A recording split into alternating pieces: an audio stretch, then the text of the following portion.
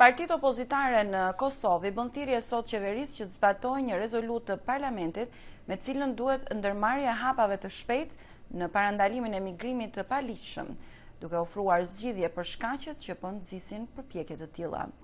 Qindra e qytetarë po përpiqen çdo natë të sigurojnë një vend në një nga autobusët që udhtojnë për në Serbi, prej nga pastaj në rrugë të paligjshme synojnë një jetë më të mirë në vendet e Evropës perëndimore.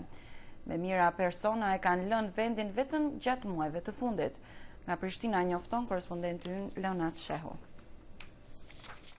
Partitë politike opozitare në Kosovë bën thirrje sot qeverisë së Kosovës që të ndërmarrë hapa në parandalimin e ikjes së qytetarëve drejt vendeve të Bashkimit Evropian. Ata thanë se qeveria duhet të zbatojë rezolutën e miratuar gjatë kësaj jave në Parlamentin e Kosovës për frenimin e migrimit të paligjshëm të qytetarëve të Kosovës. Me këtë rezolut kërkohet nga qeveria që të ndërmarrë hapa të shpejtë duke ofruar zgjidhje për shkaqe që po nxisin përpjekje të tilla. Përfaqësuesit e 3 partive politike opozitare në Parlamentin e Kosovës thanë se ikja e qytetarëve në këta 2 muajt e fundit është shqetësuese dhe me pasojë për të ardhmen e vendit, prandaj bën thirrje për zbatimin e rezolutës si një mas për parandalimin e kësaj dukurie. Nuk mund të ndalet kjo dukuri me polici.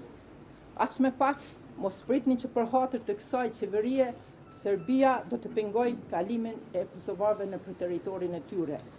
Edhe një herë, ju bëm thirrje që sa më shpejt të ndërmerrni masat e parapara me këtë rezolut, të cilat kanë karakter të masave të politikave ekonomike dhe të masave tjera sistemore në kompetencë të qeverisë. Migrimi ekonomik, madje edhe dëbime nga Kosova ka ndodhur shumë herë, siç ishte edhe ai vitit 1999.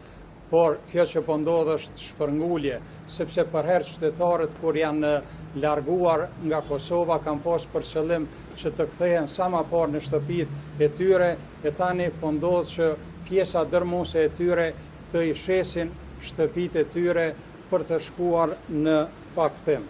Nisma për Kosovën i fton të gjithë qytetarët që të mos shpërngulen, por të bashkohemi për të ndryshuar këtë gjendje të shkaktuar nga keqeverisja, papërgjegjësia dhe ignoranca e qytetarëve.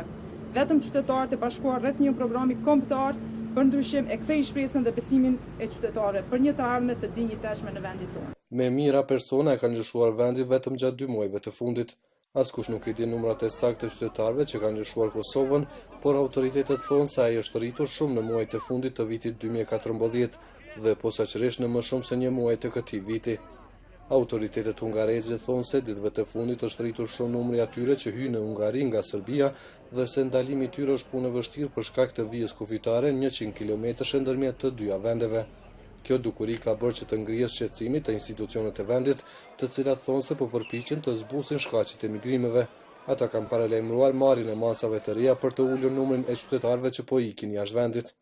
Shqetësim për këtë dukuri kanë shprehur edhe ambasadat e vendeve evropiane në Kosovë, të cilat u kanë bërë thirrje institucioneve vendase që të ndërmarrin hapa në parandalimin e kësaj dukurie, ndërsa kanë bërë të ditur se qytetarët e Kosovës nuk mund të fitojnë strehim në vendet e Bashkimit Evropian, pasi që Kosova shihet si një vend i sigurt për të jetuar.